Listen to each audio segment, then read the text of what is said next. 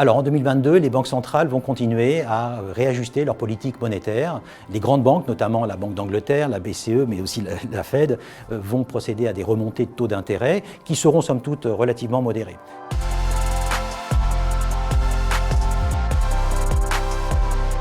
La croissance en 2022 sera probablement encore portée par de bons résultats et devrait être supérieure à son potentiel de croissance longue. Donc nous devrions encore avoir une croissance mondiale relativement stable l'année prochaine et positive. Et du coup, les entreprises vont continuer sur leur lancée de 2021 à produire des résultats, somme toute, relativement bons, peut-être un peu moins que l'année passée, qu'en 2021, mais encore de bonne facture.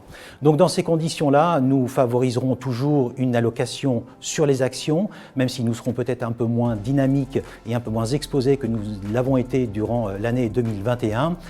Sur les taux d'intérêt, eh bien, les taux d'intérêt devraient continuer à monter l'année prochaine. Nous pensons qu'ils monteront de manière modérée et pour cette raison, nous favoriserons sur les actions cycliques, les actions value et les actions small cap en diversification dans nos portefeuilles qui nous paraissent pouvoir profiter d'un cycle de remontée des taux tel que nous le prévoyons pour l'année 2022. Sur les taux d'intérêt, nous resterons sous-sensibles dans l'ensemble des poches obligataires de nos portefeuilles, c'est-à-dire que notre sensibilité sera inférieure à celle de nos indices de référence, car nous attendons une hausse et une remontée des taux d'intérêt, je l'ai dit.